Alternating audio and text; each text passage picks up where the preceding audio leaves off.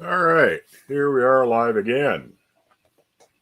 I'm going to say hi to everybody quick here. Scroll back through the comments. You got Handsome Stone and Dan, they're here. Rocket Caber, always nice to see you, Rocket. Mark Cyber,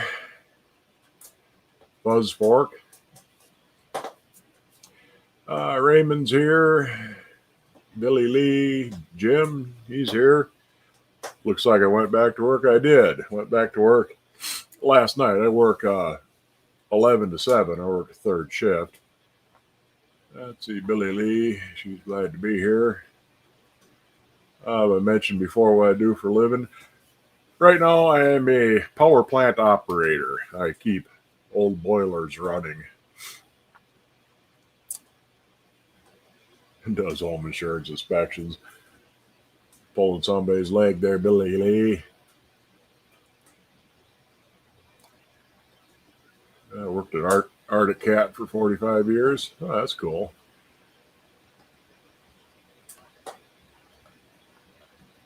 Let's see, Billy Lee. What's the topic for tonight's show? I'm going to show you a couple of things I got, and we'll take a look at Goodwill. Some of the stuff I kind of want to go through and then start saving up things for my next show.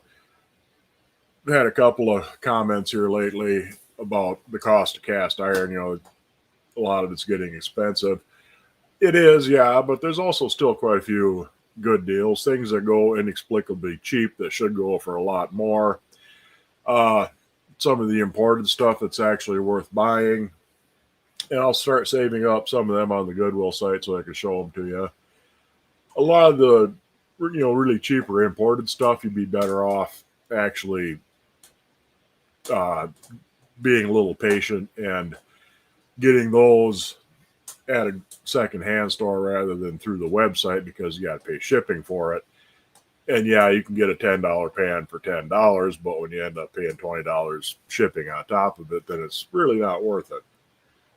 But we'll get into that next time around. And like I say, I'll show you some interesting things that I've found here lately.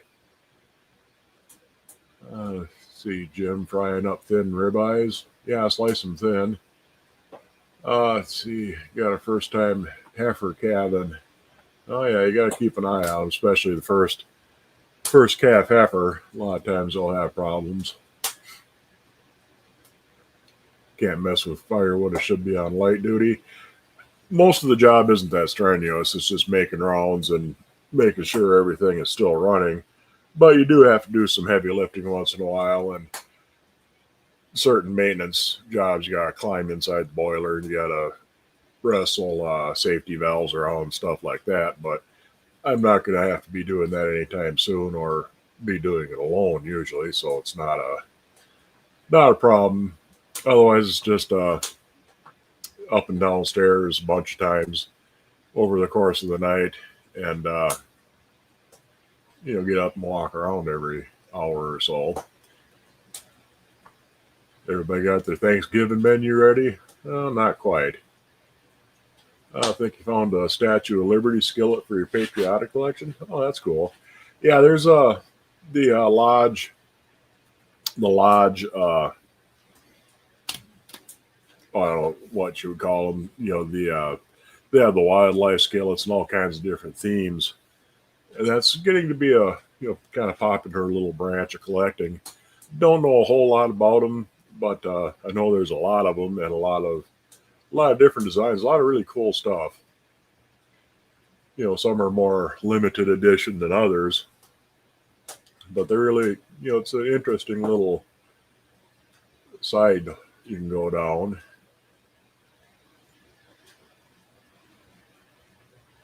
Let's see, Fuzzy's got a great collection going. Yeah, you can, like I said, you can definitely go down quite a deep rabbit hole with the the lodge ones with the different scenes on them.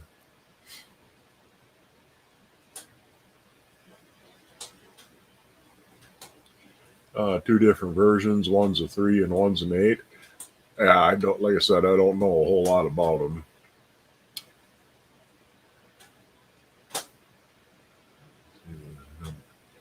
You got the number 8. Okay.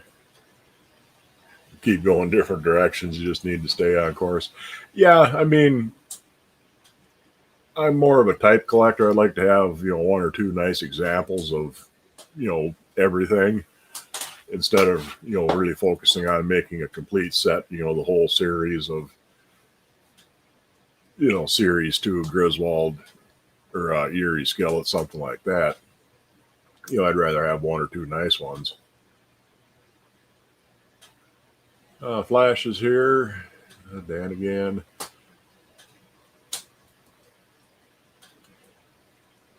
Yeah, Rocket, I saw that, the number 7 Wapak. I have a number 7 Wapak like that. It's the old block logo, but it's got a big crack on the bottom. I had that for years, and it went camping and came back with a big crack on the bottom. I haven't had the heart to get rid of it. Maybe someday I'll do something with it, see if I can fix it. Let's see, Cynthia's here.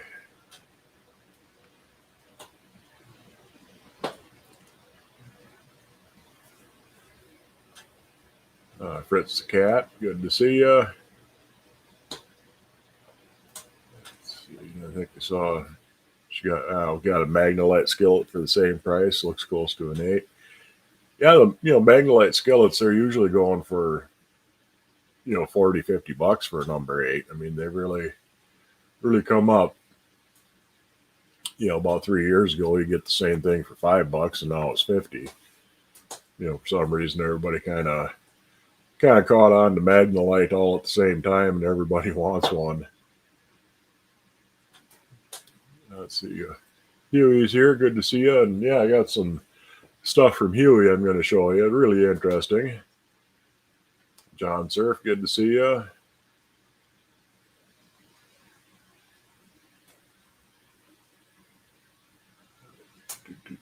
Almost caught back up here.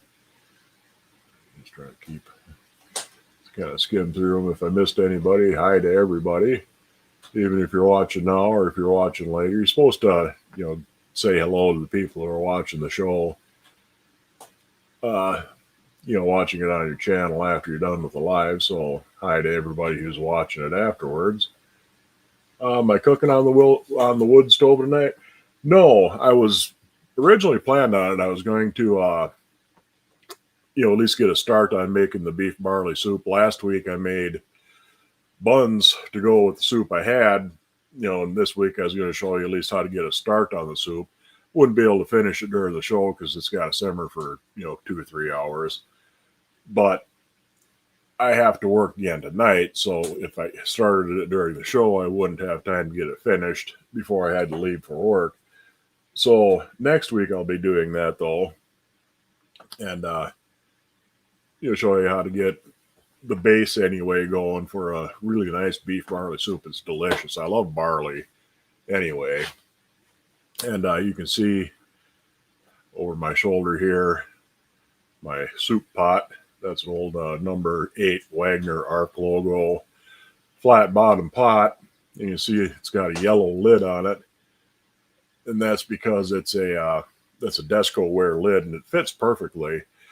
A regular number 8 Dutch oven or skillet lid doesn't fit the number 8 flat bottom pot, but that Desco-ware one fit just perfectly. So even though you got a black pot with a yellow enameled lid on it, it works out really nice.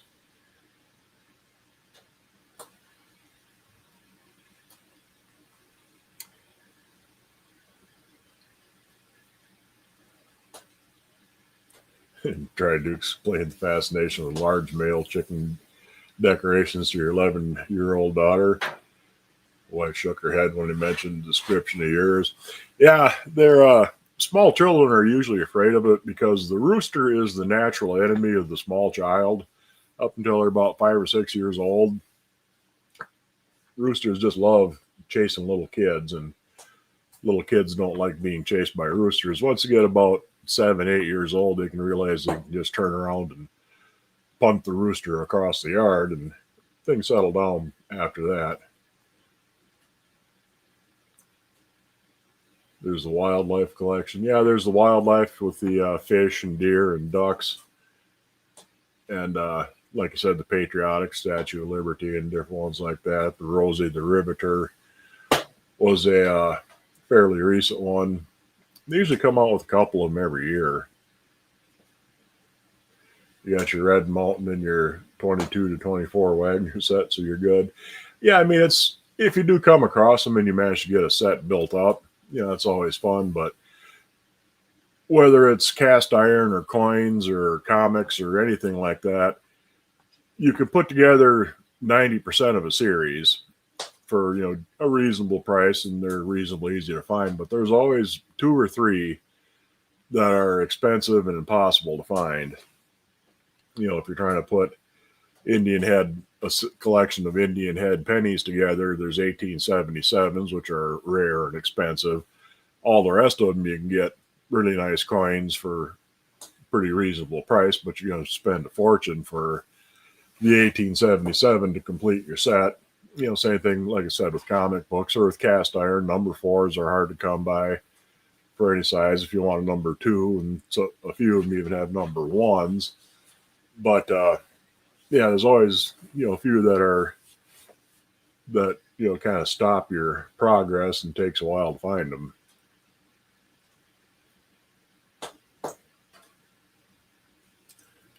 Tried to grab a number 14 BSR Red Mountain, but the guy was flaky. Yeah, you get that sometimes. I got a mystery skillet, pulled it out of the line, discovered as an unmarked Ballrath number 5, got it for peanuts. Yeah, a lot of the, because you got just a little tiny number on the bottom, and they get filled in real easy with buildup and gunk, so you do find quite a few unmarked Ballrath is kind of a surprise. You can usually tell by the handle, but there are some early Griswold, Erie, Wagner. The handles are really similar to Ballrath, and sometimes you just kind of take a chance if you can get it at a decent price. You're not going to be disappointed to find out it's a Ballrath, or be even less disappointed to find out it's an old Erie. Bowl of Gruel is here. Most of your Canadian skillets are number 9s. They like that size up there. Yeah, like I said, I got a few Canadians. I don't have any number 9 Canadian skillets.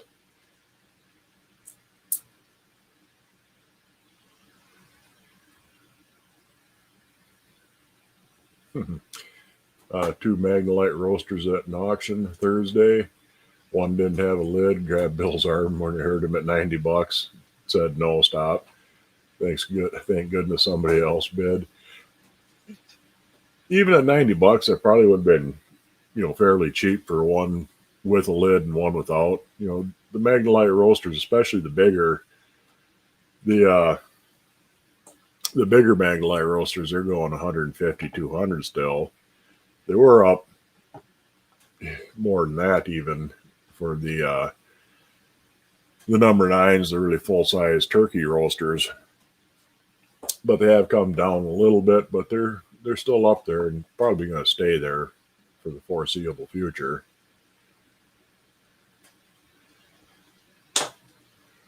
Your favorite number 9 is an Indian head Wapak. I bet it is. You don't see those terribly often.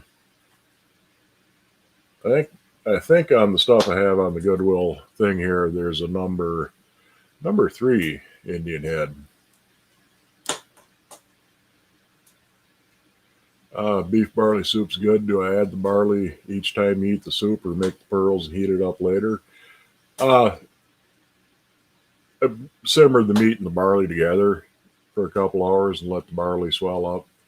Then you add your vegetables towards the end, so you don't overcook them if you put peas and carrots or whatever you got in there. Use your large skillets more than you thought. I almost caught up. You guys are getting ahead of me.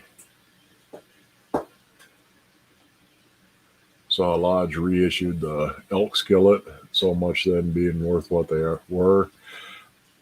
It'll kind of affect the price to some degree, but as long as you can tell the difference between the two, the original series is always going to be worth more than the reissue. And it shouldn't drive the price down too much on the originals. I took my recommendation, had an old fashioned with brandy instead of rye. It was delicious. Yeah, it's a pretty good drink. That was for one Magnolite, 45.69. Well, that's the big one. $90 for that is a bit less than the going rate. Like I say, they usually go. I see them pretty typically 150, 175 in there. Like I say, they were going for over 200 a while back. Anyway, I'm going to show you a few things here. We'll get to some of the stuff in the Goodwill thing at least. First, I wanted to show you these. Huey sent me a bunch of Griswold mini corn stick pans, but only one of them's real. The other two are fakes. And I've kind of been looking for fakes lately of different things and try and get them when I come across them, but they're not all that common.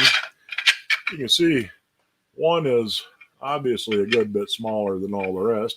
That one's a fake.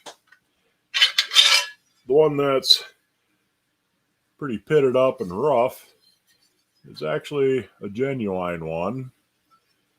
And this one here is another copy. Let me try and get these side by side good so you can see the difference in the letterings. This here is the real one. But you can see, I'm going to put my glasses on. I don't have really good light going for me here either. This is a fake one. And it's not really too bad of a fake. The casting looks reasonably good. And the lettering ain't really bad.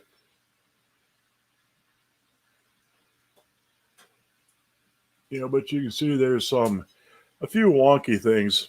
That would probably pass off as a real one, just looking at it. But it's kind of hard to see. It should be. Where is that number here? You can't really see it. The numbers ain't quite right on it. If you look at it, that's a real one. You can see even pitted like that. The lettering and the numbers are nice and clear and straight. This one here, they're fairly clear, but they're not. Most of them aren't quite lined up. It's not unusual to have something that's a little bit off, but you can usually tell if it's really wonky. This one, you can definitely tell it's fake. Besides being too small, you can see a big casting flaw up there. The lettering is all over the place. Another casting flaw. It's a little too small. And something else, it's got holes in both ends on the little end tabs, where real Griswolds usually only have one. There's a lot of Lodge and BSR made a lot of copies of Griswold bakeware, the breadstick pans, and a lot of the other stuff. They usually, and most of those will have two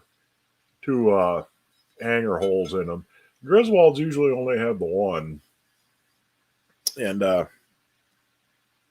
another thing you can tell between the fakes, let me see if this one here is, you see, trying to see here. Yeah, it shows a little better. You see how it's kind of angular and peaked on the underside of the tab? A lot of the fakes, especially this one here, you see how it's just rounded over, and that just ain't right. But yeah, these are cool. Like I said, that one's got two hanger holes in it. That's usually a dead giveaway that it's not actual Griswold. And ones like these are, they're obvious copies. But a lot of the BSR and Lodge and Wagner did too. They all stole each other's designs, especially with the gem pans, things like that. So you'll see quite a few of them that at first glance they look like a Griswold, but they got two hanger holes in them, and it's usually a Lodge BSR, somebody that copied them. But yeah, these are cool. I mean, I don't have it handy, but I got that little toy size fake Griswold skillet, and that's a really bad fake. This one here, the one there, that's not too bad of a fake, but looking at them side by side, yeah, you can tell the difference. But just at first glance, if you saw this somewhere, you might think the other one is genuine. But anyhow, I'll set them aside. I got a lot of stuff on Goodwill. Got a nice little enameled steel double boiler, which I don't really need. That was just kind of in with the deal. But it's a nice, cute little double boiler. There was a skillet. You can see that it had a raised eight and a blob of something, and that handle has been repaired. You see where it snapped off and was brazed back on. It's not too bad of a job, but it really rings good. But I have one of these. I'm pretty sure this is a recast of an early Erie. They used it for a pattern. It's got a real deep heat ring on it, but there's no markings on the back. And you can see where they kind of ground the reinforcement on the handle and ground the rib down a little bit. It's a lot like the initial skillets, but it doesn't have any initials on it. And I'll clean that up and give that away. Probably throw in the little double boiler with it when I do. But the main reason I wanted that lot of stuff, there's also a newer Lodge cornstick pan in with it. The main reason I wanted it was for this measuring cup. And I'll show you that in a little more detail. But it also had this glass baking dish in it. And this turned out to be a little more interesting than I thought, because it's hard to see, but that is a Miracle Maze baking pan. Now, I've shown you the glass cornstick pans. Those are Miracle Maze cornstick pans. So I'm assuming that's meant for making cornbread. Little glass baking dish. I think Anchor Hocking made these. And it's got that cool kind of little ribbed bottom to it. And that's really neat. But what I was really after, I paid $18 for the whole pile. What I was really after was this measuring cup. You fill it level full, it's 1 cup. And on this side, it has ounces marked here. And, full of it is a half pint, quarter pint, half full. And below that, it has 6, 4, and 2 tablespoons marked. Flip it around the other side, it has quarter, third, half, 2/3, and 3/4 cup. 3/4 cup you don't usually find marked on most things, and it's handy when you need 3/4 cup of something. And right full to the top is a full cup. But the cool part is, over here, full cup is a 1/4 pound of flour, or a 1/2 pound of granulated sugar. That's got another little mark you can kind of see there. For a 1/2 cup is an 1/8 pound flour, or a 1/4 pound of sugar. And then it has teaspoons marked below that, either 8 or 16. And that little bit of information, a full cup of flour is a 1/4 pound, is really handy when you're making when you're using old cookbooks, because a lot of them will be a pint of flour, a 1/4 pound of sugar, and they really kind of mix the measurements together. It's kind of nice to have something that has that all explained and laid out for you. Missing Rick and Bell tonight. I haven't seen them. I got a number 3 Erie Scotch Bowl yesterday. Cool.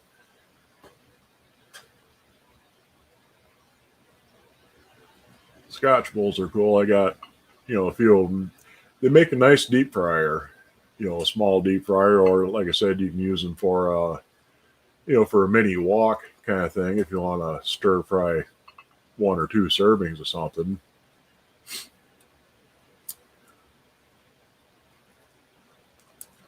Cut back up here. Who made the cup? It doesn't say. I mean, it's fairly obviously an older one. There's some flaws in it. They kind of look like cracks, but if you look closer, you can see that it's just lines and flaws in the glass. There don't seem to be any cracks or anything in it. But there's no marks on there of any sort that I could find. And but like I said, that's really handy for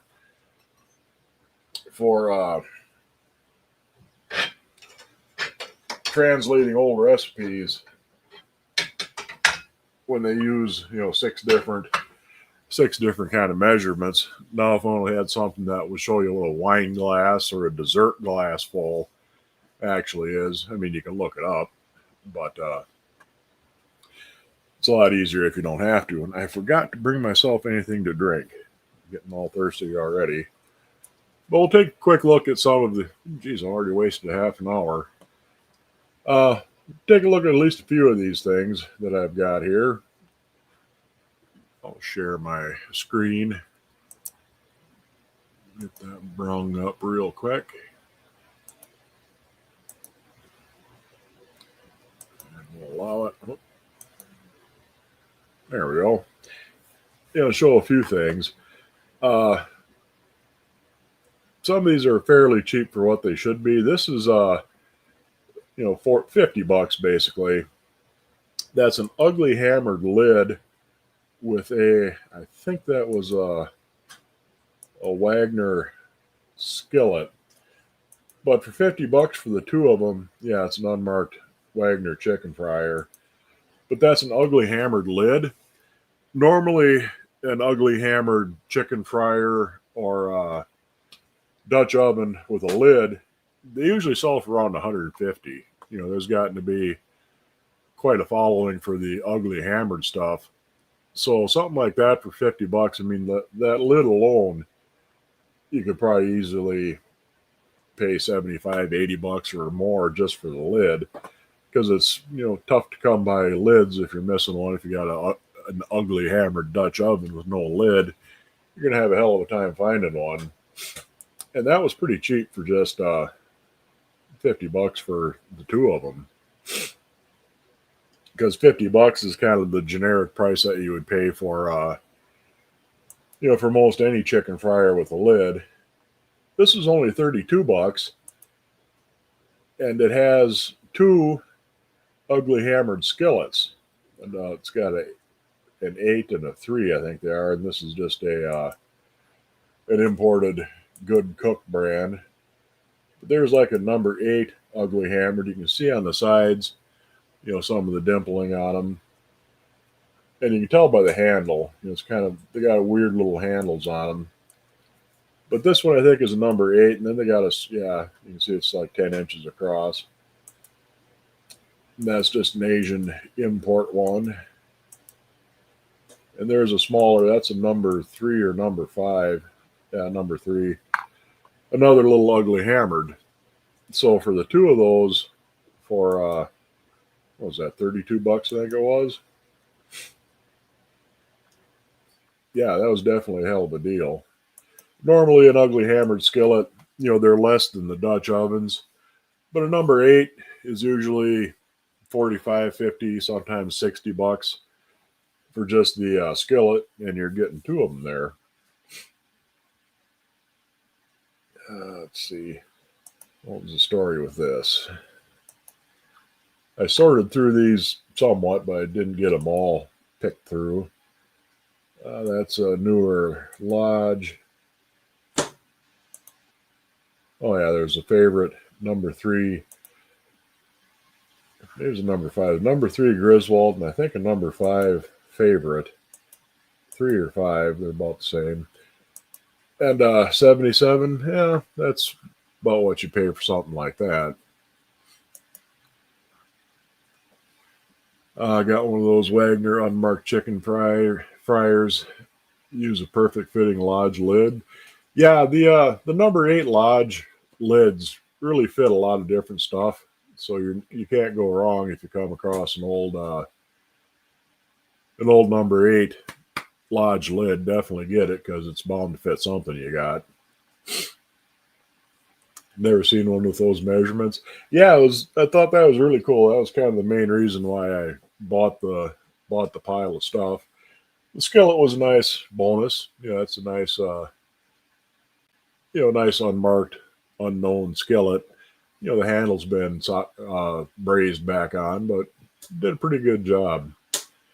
Let's see here. Oh, these here haven't sold yet, but this kind of irritates me. Here you got a Krumkaka iron here, and you've got the base here. This is a set, and they're selling them separately. Why in the hell why you'd break up a waffle iron, Krumkaka iron, something like that, and the base, and sell them separate? I mean, they might have got thrown in different boxes when they were donated, and they didn't realize they're a pair. But when you just look at the damn thing, you can tell it's obviously a pair. This is an old one. I think this is probably a Wagner, if it comes up. Judging by the handles, those look like Wagner handles, and it's an old one. It's got a patent date to 1892, and a lot of the early Wagner stuff had an 1892 patent date on it.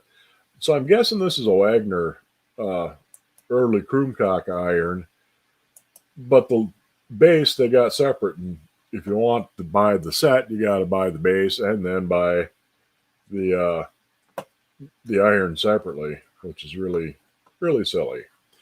But anyhow, we'll get back to where we were. There we go. I'll get rid of them. Wiener Dog. You got a Wiener Dog boot scraper, $52. It's a cool little thing. I mean, I don't need a Wiener Dog boot scraper, but yeah, that's a neat little thing for $50. I don't know what they would actually go for, but it seems reasonable enough for it. Especially if you like wiener dogs. Got a Wagner ware lid with only that underneath. Corey said it's GHC. Probably. The older Wagner ware lids, you can usually, they're usually fairly well marked on them. That hammered lid looked like a Chicago Hardware. No, if you look a little closer, you can tell that it was that's an ugly hammered. It's big dimples, kind of random looking. Where a Chicago Hardware, is a lot more definite pattern to it. This was a good deal. Chicken fryer, $41. That's kind of the generic price for a chicken fryer with a lid, not marked or anything like that. But this, for those of you who know what things like this are, is a BSR Red Mountain chicken fryer. Once you flip it over, you see it's got the big 8D on the bottom. You see it's got the ridge like it should. And a BSR lid, and that's a Red Mountain lid because it's got the kind of random pattern of dimples on it. So yeah, $40 for that. It was a really good deal. And $40-$50 is kind of a generic price for what you can expect to pay for a chicken fryer with a lid. Let's see here. This one here, this was $300, and that's more than it's worth. But it would be a fairly expensive one. It's a number 9. It's got a skillet lid, which are more expensive and harder to come by, especially a number 9. Hand scribed, yeah. But it's a number 9 heat ring, slant logo, Erie bottom. It might not be hugely out of line, but it's a bit more expensive than you would normally expect to pay for one. I would have thought a little closer to 225, 250 for something like this, but somebody wanted it bad enough. Usually skillets like this go for around 150 or so a piece, 150 maybe up to 75, and maybe another 100 for the lid. So a bit more than it should be, but it's not really hugely out of line for what you expect to pay for something like that. There we go. Let's see here. I kind of skipped ahead. Some of these I got too many. I didn't get all the ones thrown out I wanted to. Let me see here. This is that number 14 lid I showed you a couple of weeks ago. And I still got it on my list, 537. This was interesting though. $678 for this.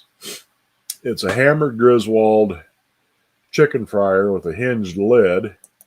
It's got a couple of trivets in it, but it also has the Dutch oven hinged lid, hammered Dutch oven base. I haven't seen. I've never seen the Dutch oven anywhere. I mean, I know they made them, but I just haven't seen any of them for sale anywhere. And I think that's mostly what drove the price on this, because the hinged lid hammered chicken fryers like that, you can usually get those for the 200 to 250 range. The Lodge made one that's just about a perfect copy of it.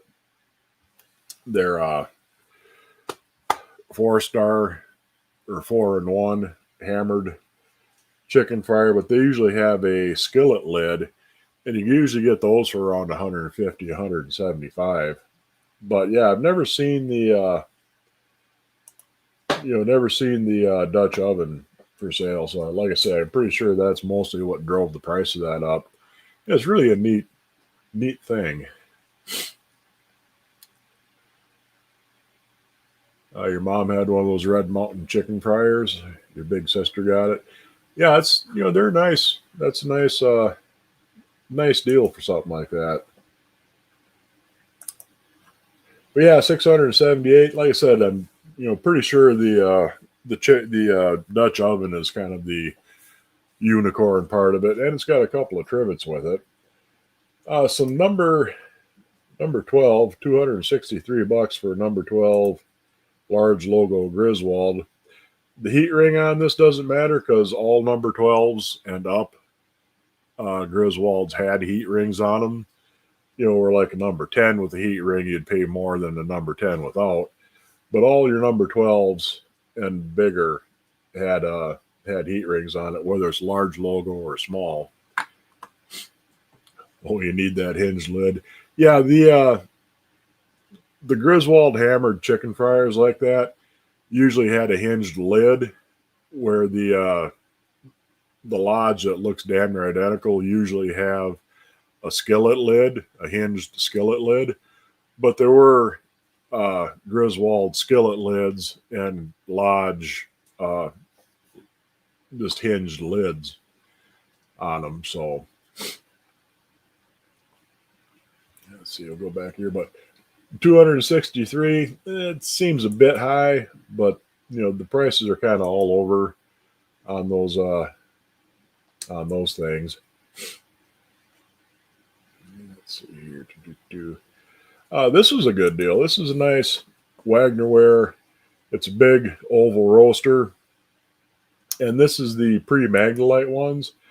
A Magnolite roaster this size, you're going to pay 150, 200 bucks, and this one went for less than 60. Now they use this style of lid all the way back on their Dutch ovens, that kind of turtleback lid. But the older ones that had just the ARC logo, they called it a whistle style knob on it, and they'd had a size number on the lid. I have a number 7. It's the same size as this. You see it's got that big, turtleback, humpback lid on it. And we'll flip it over. There's the inside. and the patent dates on that. There's the bottom. Got the stylized logo, oval roaster, number 269.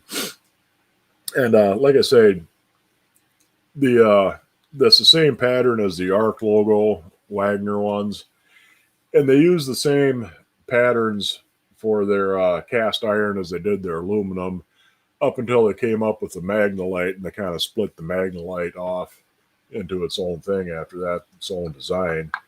But pre-Magnalite, the Wagner ware and Griswold did too. They usually use just the same patterns for cast iron as they did for the aluminum.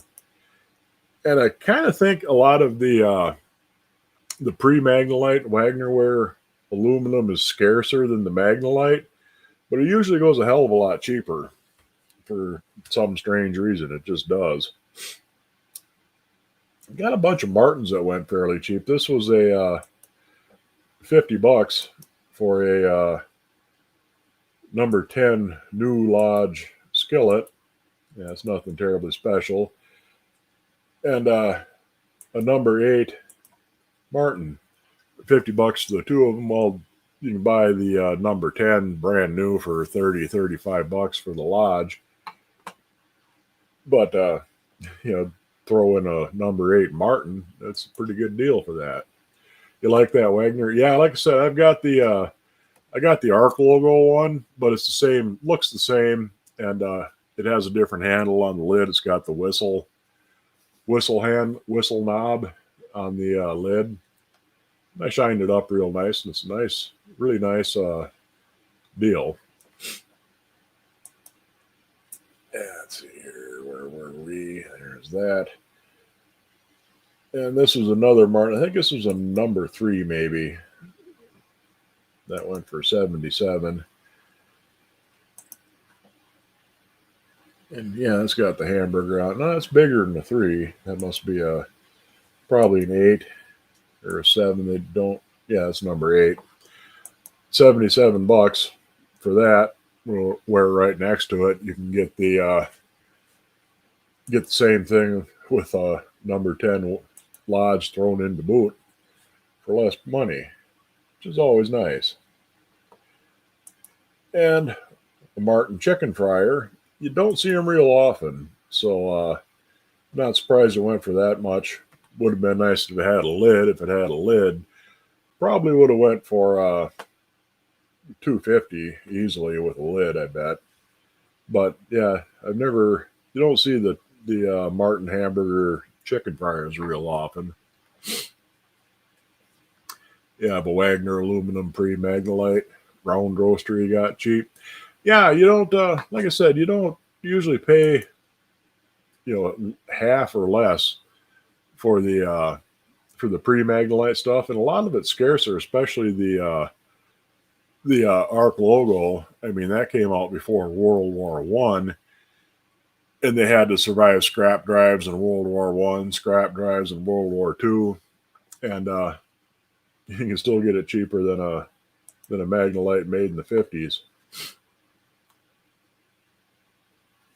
You like your Martin number 8 hamburger, heavy but great.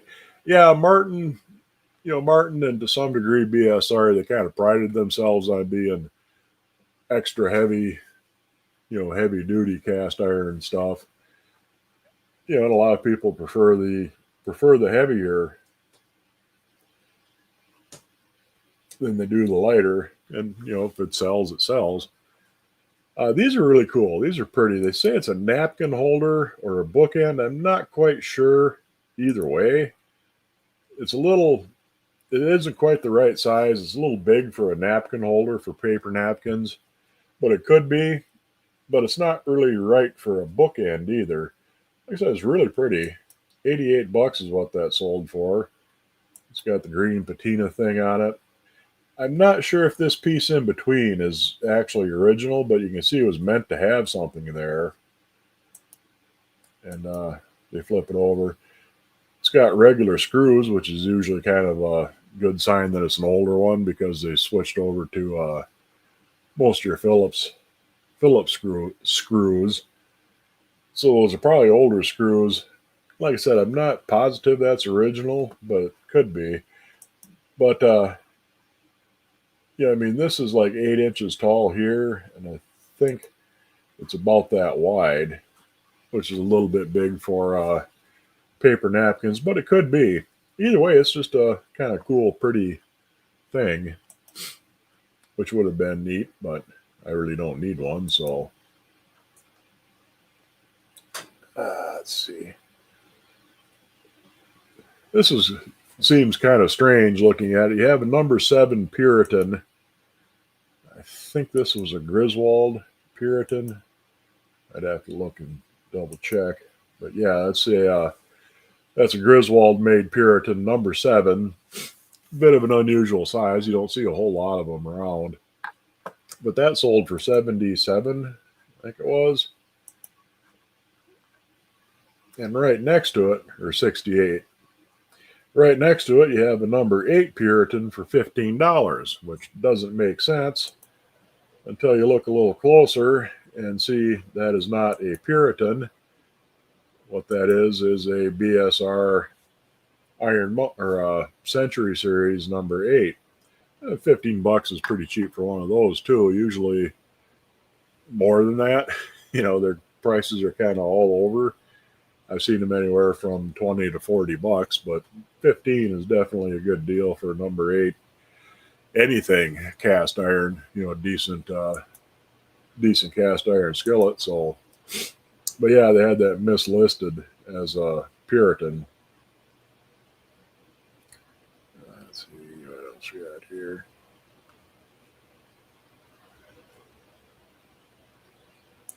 This was what was this? I think this was a Wagner lid on some other base. Not sure. This might have been plated. I mean, it looks a little shiny right there, and a lot of these Wagner lids were nickel plated. It's the skillet cover number 9. The pan. Oh yeah, it was a gate marked number 9 pan. They don't show you the top of the handle, but just guessing by the openings on the bottom, it had the really fancy kind of floral design on the handle. So yeah, number 9 with a lid, $136. You could expect to pay something like that for something like that, and the lid fits it perfectly, even though it's not a Wagner bottom. Drip Wagner lids aren't as expensive as Griswold's, but still, a skillet cover like that, you're talking probably 75, $80 by itself. So 136 for the two of them, pretty good deal. The funniest you saw was an Ozark Trails labeled as a Griswold. Yeah, you get a few different mislabeled ones sometimes. They had a bunch of there were tools, carpenter square, nice, really nice brass and wood squares, depth gauges, things like that, real high end stuff. And they had like 6 or 8 of them, but they had all of the listings mixed up for what it was. I mean, you can go through and see, okay, well, here's a inclinometer, which is basically it has a dial and a level with a degree wheel and a base. Well, they had that listed as a square, combination square. It's really kind of a screwy thing. But when were the pre-Magnolite Wagner roasters made? They made those pretty much right from the start. Wagner started making their cast aluminum stuff in the 1890s, and on up through the late 30s, early 40s is when they started with the Magnolite. That one with the one I showed, that would be probably 1924 up until 1935 or 40 is when that particular one would have been made. But yeah, Wagner Wares made cast aluminum pretty much right from the start.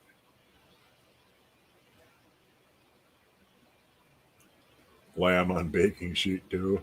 Yeah, sometimes it pays to kind of look at things if it doesn't look right, if it, and it can work to your advantage if they have it just listed as a, a Lodge cast iron skillet, and a lot of people just kind of scroll past that and it turns out to be something else. Or I've seen a lot of them where it says an unmarked skillet, where if you look at it, you can see the logo fairly clear through the buildup on the bottom of it. So it's pretty cool to see that.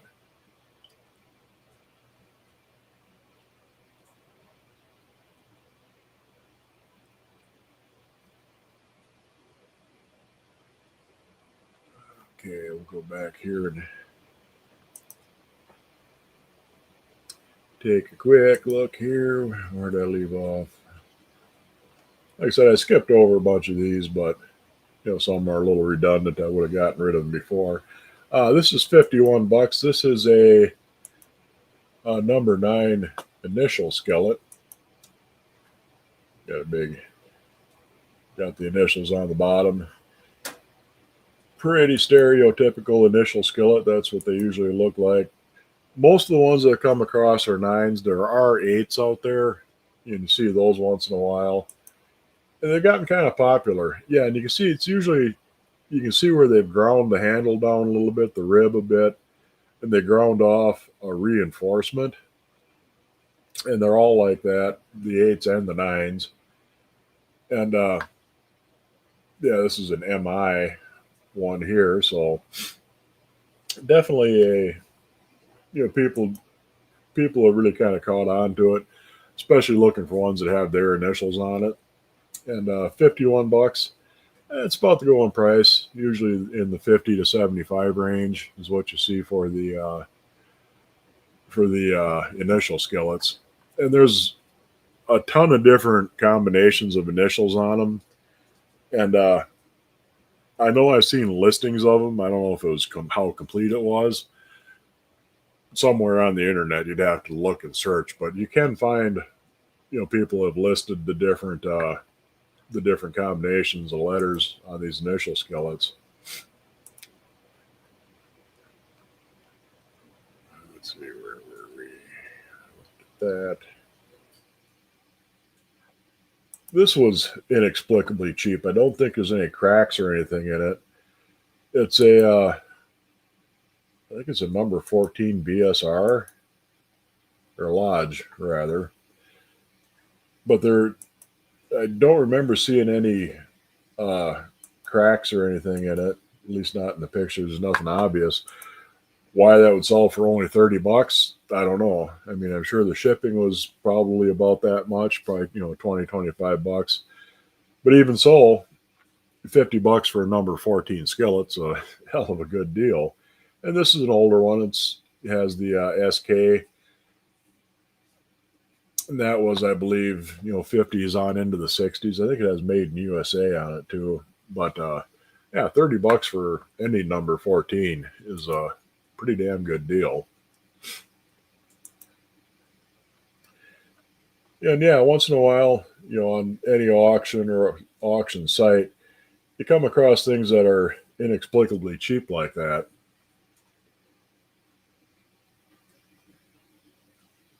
Where a number 12 small logo Griswold, this one here sold for 233. And like I said, all the number 12s and up, even the small logos, have a heat ring on them.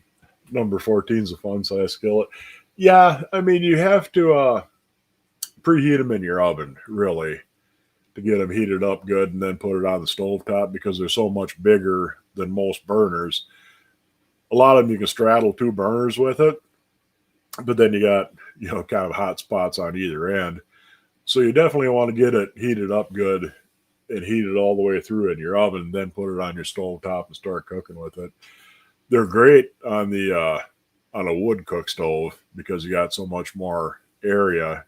You can really go to town and use them to their full potential on a on a wood cook stove. You can really get the most out of your really big skillets.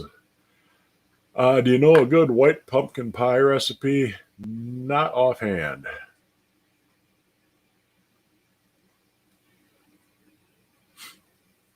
your lamb fell apart, his head fell off. Yeah, they can they can be kind of tricky when you set them up. If you're bunnies or lambs, they can fall apart on you real easy. If you use a little denser cake, I mean, if you have a really airy, fluffy cake, it's little bit more fragile. But if you got something heavier like a pound cake, a sponge cake, something like that, you can usually get a lot more durable bunnies out of your rabbit molds. I did show you this Griswold oval roaster. $50 for that Wagner aluminum one. Well, here's a Griswold. That's 300 and some. Some of these have Griswold oval roaster. They were more fully marked. Some just said oval roaster. Some weren't marked at all on the outside. They had the Griswold logo on the inside of the lid, but nothing on the outside. There's quite a few variations. It's pretty rusty on the bottom, but you can see, oval roaster, large logo. I'm sure that brought the price down a little bit, but $313 is what you'd paid for something like that. Whoops. I think there was one other cast iron Griswold roaster in here.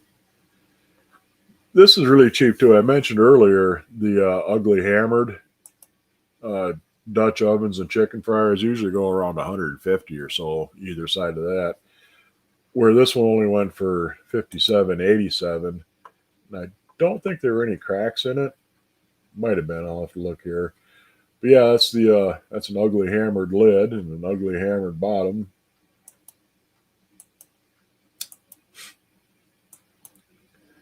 That crack there, that's not a crack. The handle was made in two pieces.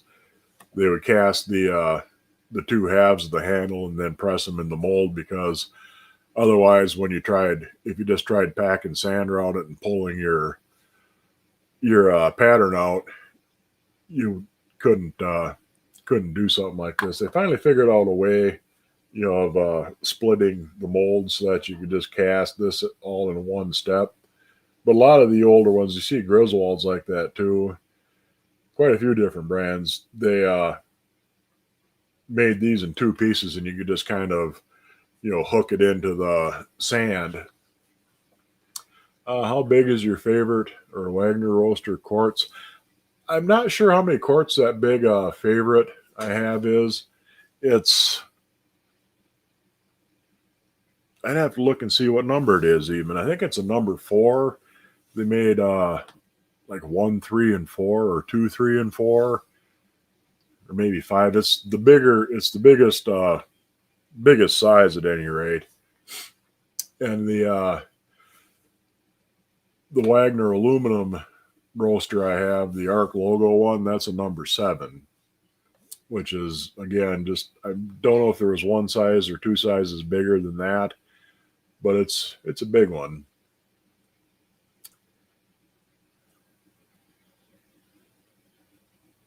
Your mom has an old cast iron skillet. You think it's 12-inch, but you don't know how to get rid of the rust.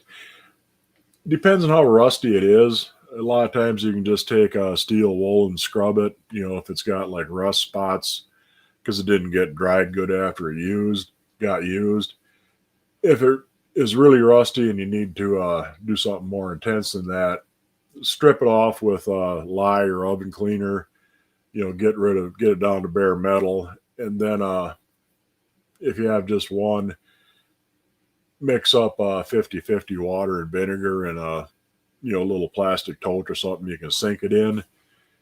Leave it sitting there for a few hours, scrub it off. If it still needs more, let it soak another couple hours and scrub it off, and then wash it up good and re-season it. But yeah, I don't know how many quarts that would be. I mean, it's a big roaster. I'll have to check on that for next week and see what I can come up with. Let's see, get caught back up here. And we're just about done here. A couple of more things to show you quick, and we'll call it a day. Where were I? Yeah, that ugly hammer. Yeah, like I said, that was really cheap for an ugly hammered. And this was cheap too. For a number 6 Dutch oven, that's a really odd size. And you don't see 6s and 7s very often. 6s even less than 7s. Was this says it was a Puritan, but that if it is a Puritan, that would have been one made by Favorite, because you can tell by the handle on the lid. Got a nice high dome lid. Yeah, it is a Puritan. Well, that's a number 9. That makes a little bit more sense. 9s aren't that uncommon, but even so, for something like that, $72 is pretty cheap for something like that.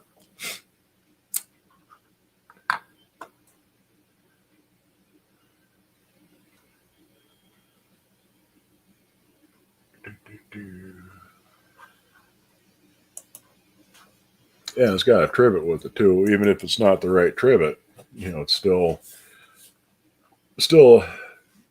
pretty damn cheap for a nice Dutch oven like that.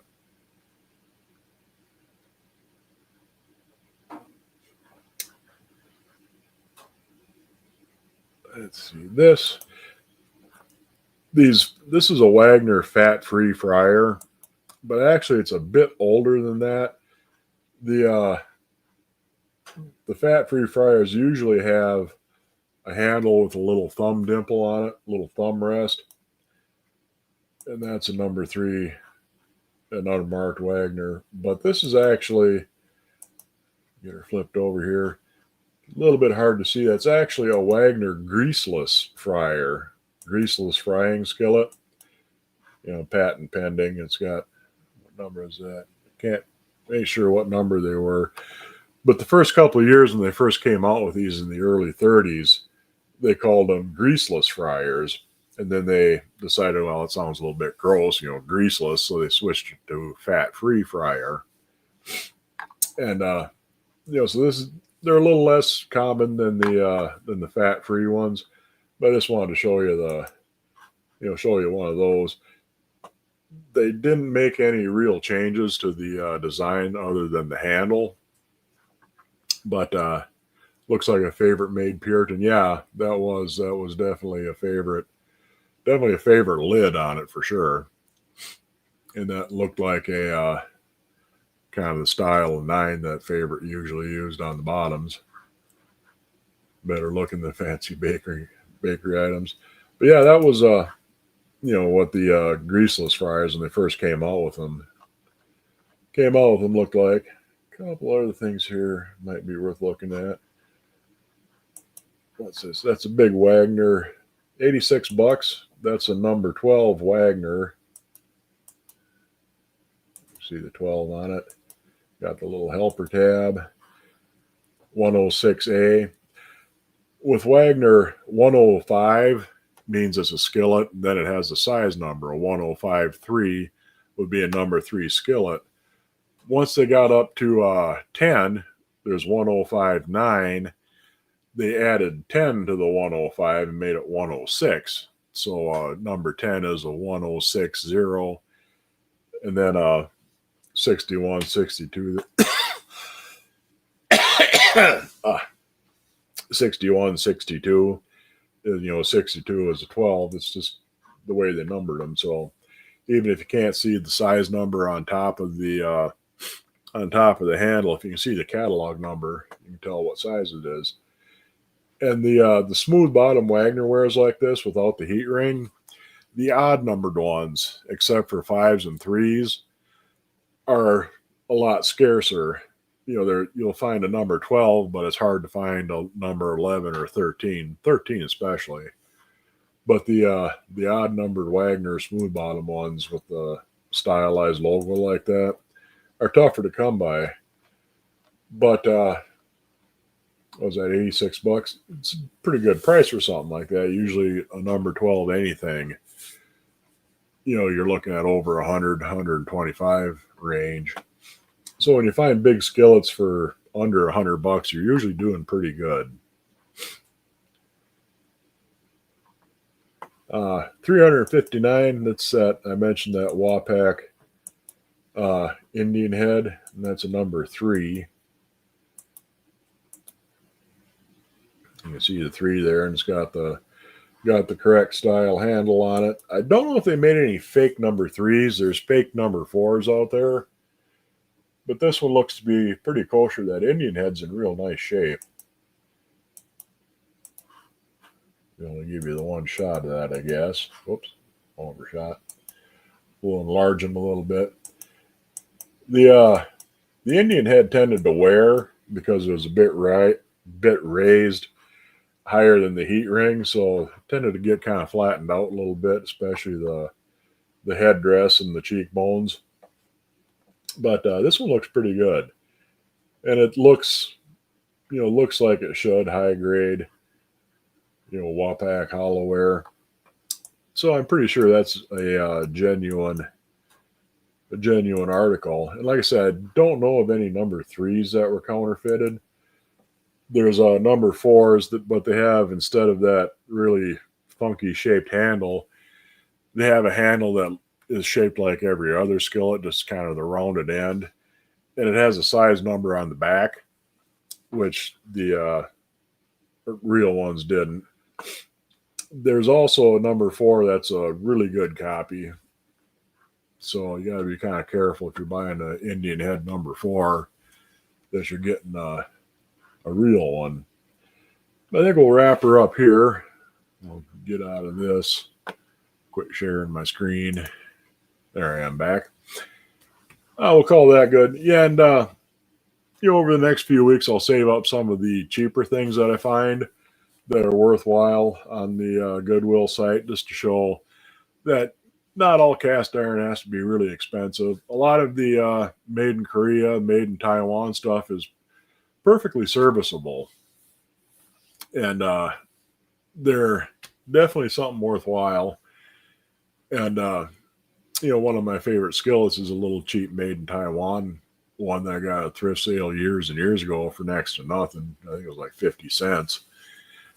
And it cooks beautifully. I mean, it really browns things nice. I mean, that's the best pan for making potatoes, fried potatoes that I ever had, because it just fries them up so nice.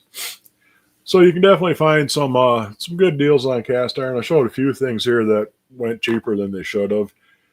And you'll always see that at an auction. A lot of times things will go for a lot less than you think they will, just because for some reason nobody bids on it. And you can get lucky and get things inexpensive. But yeah, we'll do that. Next week, I should be able to do some cooking on the stove, because I won't have to work next Tuesday. I won't have to go in after the show like I do tonight. So that'll work out nice. And I'll see you guys then. Hope you enjoyed the show, and everybody have a good night.